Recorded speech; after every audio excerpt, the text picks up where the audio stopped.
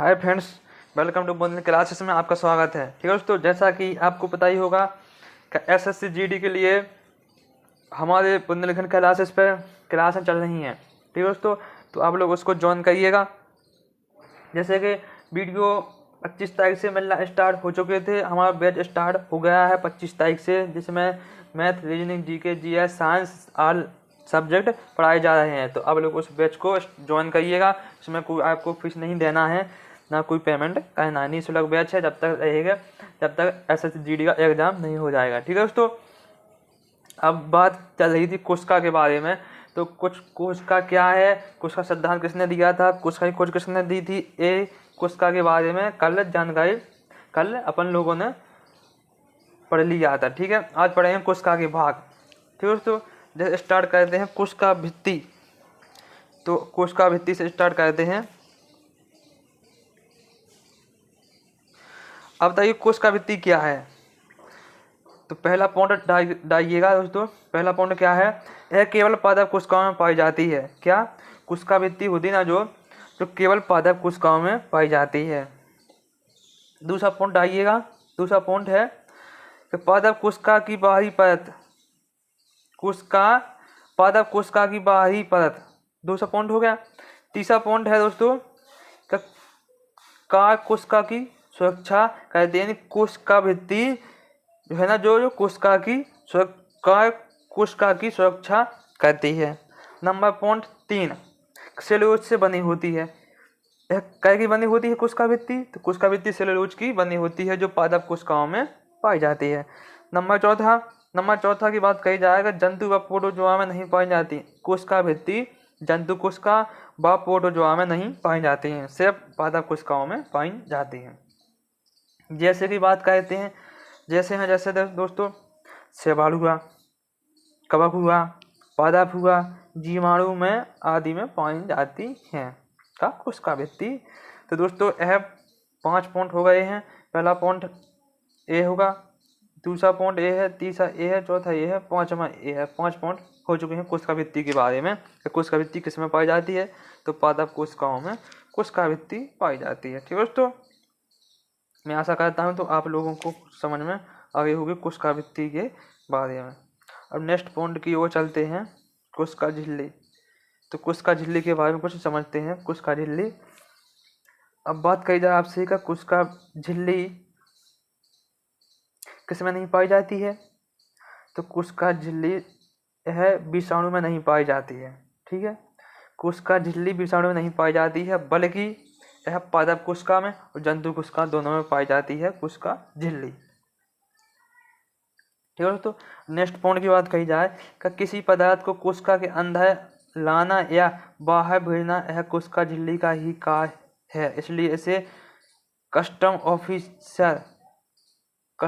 Officer या चरात्मक झिल्ली भी कहते हैं। इसी को इसका काम क्या रहता है कोशिका झिल्ली का कोई भी पदार्थ कोशिका के अंदर लाना या बाहर भेजना, यह कोशिका का मुख्य कार्य रहता है। ठीक है, इसलिए इसे कस्टम ऑफिसर या चरात्मक झिल्ली भी कहते हैं। यह विषाणु में नहीं पाई जाती है, बल्कि जंतु कोशिकाओं में और पादप कोशिकाओं में दोनों में पाई जाती है कोशिका झिल्ली। ठीक है दोस्तों, तो 2 पॉइंट हो गए हैं। एक तो पढ़ लिया आपने कोशिका भित्ति के बारे में, किसके बारे में, कोशिका भित्ति के बारे में आपने पढ़ लिया। दूसरा पॉइंट पढ़ लिया आपने कोशिका झिल्ली के बारे में। तो 2 पॉइंट आपको समझ में आ गए हैं, कोशिका झिल्ली क्या है और कोशिका भित्ति क्या है। इसके बाद दोस्तों नेक्स्ट पॉइंट है दोस्तों, जैसे अंतःप्रदय जालिका, अंतःप्रदय जालिका या इसी को ER कहते हैं शॉर्टकट में। ठीक है, अब इसकी बात कहते हैं, यह राइबोसोम से प्रोटीन केंद्रक तक पहुंचाने का कार्य करता है। इसका काम रहता है कि अंतःप्रदय जालिका का काम क्या रहता है, यह राइबोसोम से प्रोटीन केंद्रक तक पहुंचाने का कार्य करती है। ठीक है, एक पॉइंट हो गया। अब दोस्तों सेकंड वाला पॉइंट है, सेकंड वाला, क्योंकि इस पर बहुत सारे राइबोसोम चिपके रहते हैं। क्या रहता है? अंतःपदयी जालिका पर इस पर बहुत से सारे राइबोसोम चिपके रहते हैं और इसका काम रहता है, जैसे राइबोसोम से प्रोटीन है ना जो दोस्तों केंद्रक तक पहुंचाने का काम रहता है अंतःपदयी जालिका का। ठीक है, अब बात कही जाए दोस्तों आपसे, अब बात आ गई है राइबोसोम की। राइबोसोम की आ गई बात दोस्तों। तो राइबोसोम को दोस्तों प्रोटीन की थैली भी कहा जाता है या प्रोटीन की फैक्ट्री भी इनको कहा जाता है। तो थोड़ा राइबोसोम के बारे में थोड़ा इम्पोर्टेंट चीज़ें हैं ना दोस्तों वे समझते हैं। क्या कहते हैं? जो राइबोसोम के बारे में जो चीज़ें हैं ना इम्पोर्टेंट, वो अब समझते हैं कि राइबोसोम क्या है। अब पहले नंबर की बात है राइबोसोम के बारे में, कल राइबोसोम की खोज किसने की थी? तो राइबोसोम की खोज दोस्तों 1953 ईस्वी में, कब? 1953 ईस्वी में लोरेंस व ब्राउन ने की थी। ठीक है, लोरेंस ब्राउन दो ने मिलकर खोज की थी 1953 में। जो ब्राउन थे ना दोस्तों, वे पादप वैज्ञानिक थे। क्या? पादप वैज्ञानिक थे। ठीक है, यह अम्ल व प्रोटीन से मिलकर बनी होती है। कैसे? यह अम्ल व प्रोटीन से मिलकर बनी होती है। क्या? राइबोसोम। नंबर पॉइंट 3, अधिक प्रोटीन के कारण इसे प्रोटीन की फैक्ट्री भी कहा जाता है। अब जैसे क्वेश्चन आ गया आपके सामने कि प्रोटीन की फैक्ट्री या थैली इसको कहा जाता है, तो आपका करेक्ट आंसर होगा राइबोसोम को कहा जाता है प्रोटीन की फैक्ट्री। नंबर दूसरा क्वेश्चन आ गया आपके सामने, कल राइबोसोम की खोज किसने की थी? तो राइबोसोम की खोज दोस्तों 1953 में लोरेंस व ब्राउन, पादप वैज्ञानिक थे जो ब्राउन, उन्होंने की थी। ठीक है, ये लिखा है पेलाडे जंतु, यह पेलाडे थे ना जो जंतु वैज्ञानिक थे। राइबोसोम के बारे में कुछ इम्पोर्टेंट चीज़ें थी वो आप लोगों ने मतलब पढ़ ली गई। अब नेक्स्ट पॉइंट की बात करते हैं, जैसे राइबोसोम। राइबोसोम क्या है, इसकी खोज किसने की थी, राइबोसोम का काम क्या रहता है, तो कुछ उसके बारे में समझते हैं। राइबोसोम क्या है दोस्तों? राइबोसोम और लाइसोसोम में दोस्तों बहुत अंतर है। आप ये नहीं समझना कि दोस्तों राइबोसोम और लाइसोसोम सेम है, नहीं, लाइसोसोम दूसरा है। राइबोसोम प्रोटीन की फैक्ट्री कहा जाता है और लाइसोसोम को आत्महत्या की थैली कहा जाता है। इसलिए इसमें बहुत डिफरेंस रहता है और ज़्यादातर पेपर में क्वेश्चन पूछे जाते हैं, क्योंकि दोस्तों इन्हें ज़्यादातर लोग बच्चे इसमें इसका आंसर गलत करके आते हैं, इसलिए ज़्यादातर पूछे जाते हैं। तो आप लोग बिल्कुल नोट करके लिख लीजिएगा कि राइबोसोम क्या है और लाइसोसोम क्या है। लाइसोसोम के बारे में समझ ली गई है। अब पढ़ेंगे दोस्तों लाइसोसोम के बारे में। लाइसोसोम की खोज किसने की थी? तो इसकी खोज किसकी? लाइसोसोम की खोज डी डोवे ने की थी। किसने की थी? डी डोवे ने की थी लाइसोसोम की खोज। इसमें 24 एंजाइम पाए जाते। कितने एंजाइम पाए जाते हैं दोस्तों? 24 एंजाइम पाए जाते हैं। इसमें किसमें? लाइसोसोम में 24 एंजाइम पाए जाते हैं। अब इसका लाइसोसोम का काम क्या रहता है? तो लाइसोसोम का काम रहता है दोस्तों यह कोशिका में आने वाले बाहरी पदार्थों का भक्षण और पाचन करना। इसे आत्महत्या की थैली इसलिए कहा जाता है। दोस्तों सिंपल सी भाषा समझते हैं लाइसोसोम के बारे में। इसकी खोज किसने की थी? तो डी डोवे ने इसकी खोज की थी। ठीक है, पॉइंट 1 हो गया। पॉइंट सेकंड वाला है कि इसमें 24 एंजाइम पाए जाते हैं। कितने एंजाइम? 24 एंजाइम पाए जाते हैं।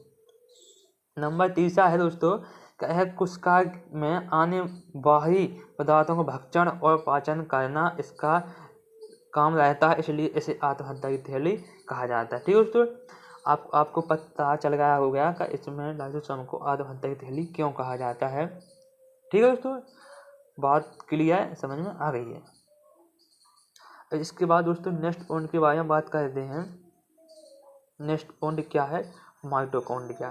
तो आप लोग माइटोकॉन्ड्रिया के बारे में समझिएगा। माइटोकॉन्ड्रिया किसे कहते हैं, माइटोकॉन्ड्रिया क्या है और माइटोकॉन्ड्रिया किससे इसका काम रहता है। तो पहले इम्पोर्टेंट चीज़ समझते हैं इसका खोज किसने की थी? माइटोकॉन्ड्रिया की। तो माइटोकॉन्ड्रिया दोस्तों जंतु विज्ञान में पाया जाता है। किसमें? यह जंतु कोशिकाओं में पाया जाता है। एक बात तो समझ में आ गई थी दोस्तों। अब इसकी खोज के बारे में बात करी थी, इसकी खोज माइटोकॉन्ड्रिया की खोज किसने की थी? तो दोस्तों माइटोकॉन्ड्रिया की खोज करी थी अल्टमैन ने। किसने? अल्टमैन ने खोज करी थी, लेकिन नामकरण दिया था बेंडा ने। किसने? बेंडा ने नामकरण दिया था। दो चीज समझ में आ गई दोस्तों, खोज का था और दूसरे नामकरण किसने दिया था। माइटोकॉन्ड्रिया की खोज की थी अल्टमैन ने और नामकरण किया था बेंडा ने। किसने? बेंडा ने। अब इसके बाद नेक्स्ट पॉइंट समझते हैं क्या है। तो यह कोशिका का श्वसन स्थल है। क्या है? माइटोकॉन्ड्रिया कोशिका का श्वसन स्थल है। नेक्स्ट पॉइंट है दोस्तों, यह कार्बनिक पदार्थों का ऑक्सीजन करके कोशिका को ऊर्जा देता है, इसलिए इसे कोशिका का शक्ति केंद्र भी कहा जाता है। दोस्तों एक बात और सामने आई है कि इससे माइटोकॉन्ड्रिया को मानव शरीर का पावर हाउस भी कहा जाता है। क्यों? अब पावर हाउस क्यों कहा जाता है? ऊर्जा का शक्ति केंद्र या पावर हाउस कहा जाता है मानव शरीर का। अब वो क्यों कहा जाता है थोड़ा समझते हैं इसके पॉइंट के बारे में। अब इसलिए कहा जाता है दोस्तों, यह कार्बनिक पदार्थों का ऑक्सीजन करके यह कार्बनिक पदार्थों का ऑक्सीजन करके कोशिका को ऊर्जा देता है, इसलिए इसे कोशिका का शक्ति केंद्र कहा जाता है। दोस्तों यह मोस्ट इम्पोर्टेंट है। पहला इम्पोर्टेंट पॉइंट तो यही है कि खोज किसने की थी और नामकरण किसने दिया था। ठीक है दोस्तों। अब इसके बाद नेक्स्ट पॉइंट के बारे में समझते हैं। नेक्स्ट पॉइंट क्या है? नेक्स्ट पॉइंट है दोस्तों रिक्तिका, या इसी को कहा जाता है रसधानी। क्या कहा जाता है? रसधानी या रिक्तिका कहा जाता है दोस्तों। अब जैसे अब बात कही जाती है रिक्तिका या इसी को कहा जाता है रसधानी। ठीक है। अब रिक्तिका या रसधानी के बारे में समझते हैं, यह क्या है। ठीक है दोस्तों। तो यह कोशिका की निर्जीव रचना है। कैसी है? यह कोशिका की निर्जीव रचना है। निर्जीव रचना है किसकी? कोशिका की। मतलब ऐसा होगा कि जो पादप कोशिका या जंतु कोशिका में पाई जाती है, लेकिन वो खाली पाई जाती है, ऐसी रहती है दोस्तों। यह है पादप कोशिका की रसधानी की संरचना। कैसी रहती है? ऐसी रहती है, लेकिन इसमें अंदर कुछ नहीं रहता है, सिर्फ वो निर्जीव जैसी रहती है। ठीक है, इसलिए इसमें निर्जीव रचना कहा जाता है। अब इसमें पादप कोशिका में और जंतु कोशिकाओं में दोनों में पाई जाती सेम, लेकिन वो थोड़ी छोटी बड़ी का अंतर रहता है, वहाँ की सेम रहती है। कैसा है? पादप में जो पादप कोशिका रहती है उसमें बड़ी होती है रसधानी, और जो जंतु कोशिका में होती है वो छोटी होती है रसधानी। ठीक है। रिक्तिका के बारे में इतनी दो ही इम्पोर्टेंट फैक्ट हैं। ठीक है। अब इसके बाद पढ़ेंगे गोल्जी काय। क्या पढ़ेंगे? गोल्जी काय क्या है, गोल्जी काय की खोज किसने की थी, गोल्जी काय का काम क्या रहता है, गोल्जी काय यह जंतु कोशिकाओं में या पादप कोशिकाओं में किस में पाई जाती है, कुछ समझते हैं। इम्पोर्टेंट फैक्ट क्या है गोल्जी काय। ठीक है। अब बात आ गई है गोल्जी काय की। आप लोग नोट कर रहे हो क्या नहीं कर रहे? तो आप लोग बताइएगा कि नोट कर रहे हैं। हाँ, तो आप लोगों को नोट करना ही है दोस्तों। पेपर के जब पेपर पास में आता है तो उसमें वीडियो नहीं देखा जाता है, उसमें रिवीजन करते हैं, वो होता है रिवीजन फेयर से। तो आप लोग नोट करके फिर बनाइएगा। ठीक है, बढ़िया सिंपल सी भाषा में। ठीक है। अब बात करें हैं गोल्जी काय की। तो गोल्जी काय खोज किसने की थी? तो गोल्जी काय खोज की थी कैमिलो गोल्जी ने। किसने? कैमिलो गोल्जी ने खोज की थी, इसलिए इसका नाम गोल्जी काय पढ़ा गया है। इसी वैज्ञानिक के नाम पर पढ़ा गया है। गोल्जी काय की खोज की थी कैमिलो गोल्जी ने। अब इसके बाद नेक्स्ट पॉइंट के बारे में समझते हैं। नेक्स्ट पॉइंट क्या है? यह सूक्ष्म नलिकाओं व थैलियों का बना होता है। किसके बारे में बात हुई है? गोल्जी काय के बारे में बात हो रही है का यह सूक्ष्म नलिकाओं व थैलियों का बना होता है। क्या? गोल्जी काय। नेक्स्ट पॉइंट के बारे में बात करते हैं। कोशिका के नष्ट अणुओं को इन नलियों की सहायता से बाहर निकालने का काम रहता है गोल्जी काय का। ठीक है, इसलिए इसे कोशिका का यातायात नियंत्रक कहते हैं। अब बात करिए दोस्तों, 3 पॉइंट समझ में आ गए हैं, कौन कौन से हैं। पहला पॉइंट है राइबोसोम के बारे में, दूसरा पॉइंट पूछे हैं आपसे लाइसोसोम के बारे में, तीसरा पॉइंट है माइटोकॉन्ड्रिया के बारे में, और चौथा पॉइंट है दोस्तों गोल्गी कार के बारे में। गोल्गी कार, इन 4 पॉइंटों के बारे में दोस्तों आप लोग बताएं क्या है। तो राइबोसोम को क्या कहा जाता है। तो राइबोसोम को कहा जाता है प्रोटीन की फैक्ट्री, ठीक है। और लाइसोसोम को कहा जाता है आत्महत्या की थैली, कहा जाता है लाइसोसोम को, ठीक है। नंबर 30 पॉइंट रह गया है माइटोकॉन्ड्रिया। तो माइटोकॉन्ड्रिया क्या कहा जाता है। तो कहा जाता है शक्ति केंद्र, मानव शरीर का शक्ति केंद्र कहा जाता है, पावर हाउस कहा जाता है मानव शरीर का। नंबर 3 पॉइंट कंप्लीट हो गए हैं। नंबर 4 पॉइंट रह गया है गोल्गी कार। तो गोल्गी कार क्या कहा जाता है मानव शरीर का। तो यह यातायात नियंत्रक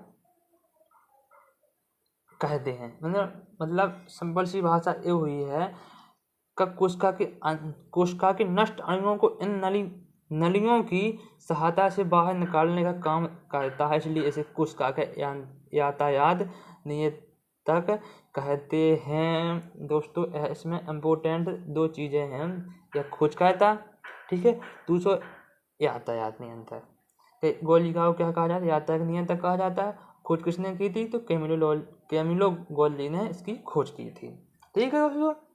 अब बात करते हैं नेक्स्ट पॉइंट की। नेक्स्ट पॉइंट लवक। लवक किसे कहते हैं दोस्तों। लवक क्या है। तो लवक ऐसे पादप कोशिकाओं में पाया जाता है। दोस्तों आपसे क्वेश्चन आ गया है कि लवक किस में पाया जाता है, जंतु कोशिकाओं में या पादप कोशिकाओं में। तो आपका सही आंसर होगा है सिर्फ पादप कोशिकाओं में पाया जाता है का लवक, ठीक है। लवक भी 3 प्रकार के होते हैं। क्या होते हैं लवक? 3 प्रकार के होते हैं। वो कौन कौन से होते हैं, तो आप थोड़ा समझते हैं यहाँ कौन कौन प्रकार के 3 प्रकार के लवक होते हैं।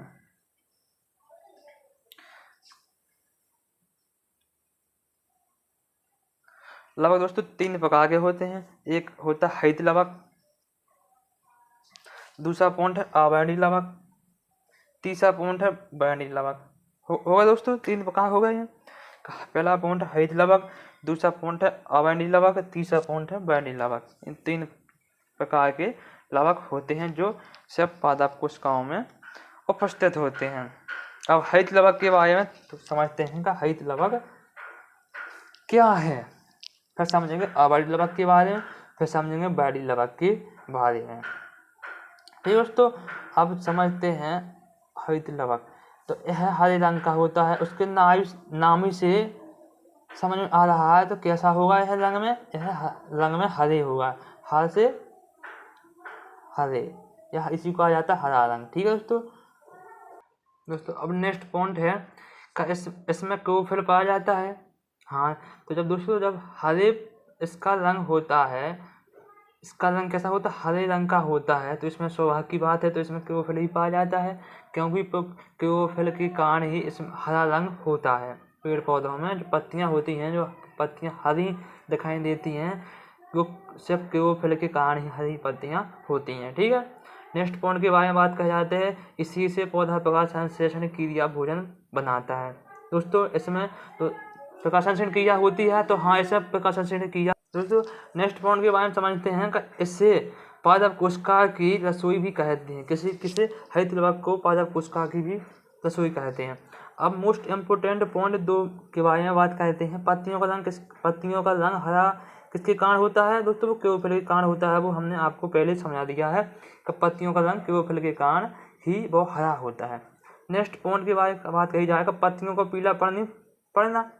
जो पत्तियां पीली सी तरह हो जाती हैं, क्यों किसके कारण हो जाते हैं, तो वो उसका आंसर है प्रोटीन के कारण पत्तियों का पीलापन होना, और हरा क्योंकि वो फिल के कारण होना, ठीक है।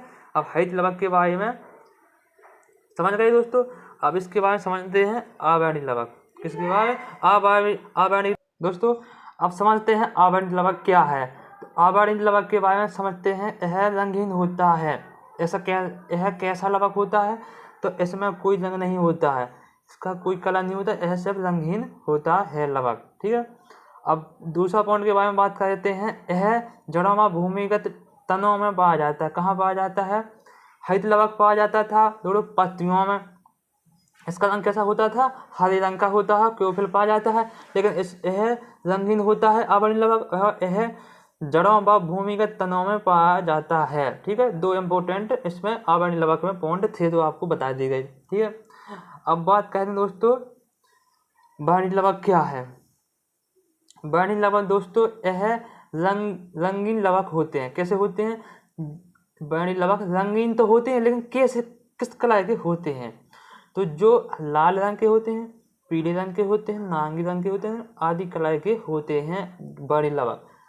हरित लवक होते हैं हरे, आवर्णी लवक होते हैं रंगहीन, वर्णी लवक होते हैं रंगीन, जो आपको बताई दी गई है कैसे कैसे कलर के होते हैं, लाल, पीला, नारंगी आदि जैसे कलर का होता है। अब दोस्तों कुछ इम्पोर्टेंट पॉइंट के बारे में समझते हैं। का दोस्तों आपसे पूछा जाए का जैसे मिर्च है, मिर्च का लाल किसके कारण होता है? प्याज का लाल रंग किसके कारण होता है? टमाटर का लाल रंग किसके कारण होता है? गाजर का नारंगी रंग किसके कारण होता है? दोस्तों इसमें मोस्ट इम्पोर्टेंट चीज़ हैं, जैसे अभी NTPC CBT वन में पूछा गए थे दोस्तों कुछ इम्पोर्टेंट चीज़ें, तो उसमें के ध्यान रखते हुए कुछ इम्पोर्टेंट आपको चीज़ें बता रहे हैं, जो बहुत से ज़्यादा, जब कम से कम 10 लाख बार पेपर में आ चुके हैं, वैसे वैसे इम्पोर्टेंट फैक्ट आपको बता रहे हैं। ठीक है दोस्तों। कोई सा भी एग्जाम हो वनडे, उसमें एक नया क्वेश्चन आता ही है इसका, तो आप लोग नोट करके लिख लीजिएगा इसमें कौन कौन से इम्पोर्टेंट फैक्ट होने वाले हैं। तो पहला पॉइंट है प्याज का लाल रंग किसके कारण होता है? प्याज का लाल रंग किसके कारण होता है? तो एंथोसाइनिन के कारण होता है प्याज का लाल रंग। ठीक है। अब नंबर दूसरा पॉइंट की बात करें, टमाटर का लाल रंग किसके कारण होता है? तो टमाटर का लाल रंग होता है लाइकोपिन के कारण। किसके कारण? लाइकोपिन के कारण टमाटर का लाल रंग होता है। नंबर 2 हो गया दोस्तों। अब नंबर 3 की बात कही जाएगा, गाजर का नारंगी रंग किसके कारण होता है? तो दोस्तों गाजर का नारंगी रंग कलर जो कैरोटीन के कारण होता है। किसके कारण? कैरोटीन के कारण होता है, वो नारंगी कलर होता है। और दोस्तों पत्तियों का पीलापन भी कैरोटीन के कारण पीला होता है। ठीक है दोस्तों, अब समझ गए होंगे। अब बात कही जाए नंबर 4 की, चुकंदर का लाल रंग किसके कारण होता है? तो चुकंदर का लाल रंग किसके कारण होता है? सही आंसर को विटामिन, क्या? विटामिन के कारण चुकंदर का लाल रंग होता है। अब हल्दी का पीलापन किसके कारण होता है दोस्तों? तो हल्दी का पीलापन भी किसके कारण होता है? वो सही आंसर होगा कुर्कुमिन, क्या? कुर्कुमिन के कारण हल्दी का पीलापन होता है। ठीक है दोस्तों। एक बार और रिवाइज करते हैं, इसलिए कर लें दोस्तों का इस पेपर में बार बार पूछे जाते हैं। ठीक है दोस्तों, यह क्वेश्चन पेपर में बार बार ज़्यादा पूछे जाते हैं, तो यह इसको ज़्यादा इम्पोर्टेंट समझना है। ठीक है। और 3 चीज़ें ये है, आपसे पूछा जाए हरित लवक कैसा होता है? हरे रंग का होता है। आवर्णी लवक कैसा? यह रंगीन होता है। वर्णी लवक कैसा होता है? यह रंगीन होता है। वो आपको बता दी गई कैसे होते हैं, काम क्या रहता है, और लवक के प्रकार के होते हैं। अब बात करते हैं इन चीज़ों के बारे में, कुछ इम्पोर्टेंट फैक्ट हैं। तो प्याज का लाल रंग किसके कारण होता है? एंथोसिन, क्या? एंथोसाइनिन, सही आंसर। एंथोसाइनिन के कारण भी प्याज का लाल रंग होता है। नंबर 2, टमाटर का लाल रंग। टमाटर का लाल रंग होता है लाइकोपिन। किसके कारण? लाइकोपिन के कारण टमाटर का लाल रंग होता है। गाजर का नारंगी रंग, गाजर का नारंगी रंग कैसा होता है? तो गाजर का नारंगी रंग होता है कैरोटीन के कारण। किसके? कैरोटीन के कारण होता है। नंबर 4 की बात करते हैं, चुकंदर का पीलापन, चुकंदर का लाल होना। चुकंदर का लाल रंग होता है विटामिन के कारण। किसके? विटामिन के कारण होता है। नंबर 5 की बात कहते हैं कि हल्दी का पीला रंग कैसा किसके कारण होता है? तो हल्दी का पीला रंग होता है दोस्तों कुर्कुमिन के कारण। किसके कारण? कुर्कुमिन के कारण इसका पीलापन होता है। ठीक है दोस्तों। तो आपको वीडियो को समझ में आ गया होगा का साइंस का। ठीक है दोस्तों। तो मैं आशा करता हूँ तो आपको यह वीडियो पसंद आया है दोस्तों। तो वीडियो को शेयर करिएगा, लाइक करिएगा, और बंद क्लासेस को सब्सक्राइब करिएगा। ठीक है दोस्तों। और दोस्तों वीडियो को ज़्यादातर दोस्तों को शेयर करिए, जिससे जो बच्चे गांव में हैं, जो कोचिंग नहीं कर पा रहे हैं तो उन तक यह वीडियो पहुंचाना है आप लोगों को, ठीक है। तो आप लोगों की जिम्मेदारी है, ठीक है। तो और वीडियो से कोई भी सुझाव हो तो आप कमेंट बॉक्स में बताएं। वीडियो से कोई भी सुझाव है या फिर हमारी टीम के बारे में या हमारे टीचर्स के बारे में या हमारे अपने बंधन क्लास के बारे में, कोई सा भी के बारे में आपको सुझाव देना है तो आप कमेंट बॉक्स में सुझाव दे सकते हैं, इसमें कोई दिक्कत की बात नहीं है, ठीक है दोस्तों। और आपको पहली बात है कि आपको यह बैच स्टार्ट हो गया है तो ज्वाइन कर लेना है, ज्वाइन कर लीजिए। इसमें कोई आपको फीस भी नहीं देनी है, ना कोई पैसा देना है। निःशुल्क बैच है, जब तक पेपर नहीं होगा जब तक यह बैच आपको फी निःशुल्क दिए जाएंगे, ठीक है। तो दोस्तों ठीक है, बाय। तो दोस्तों धन्यवाद, टेक यू दोस्तों। पड़ेगा बात तो बढ़ेगा बात।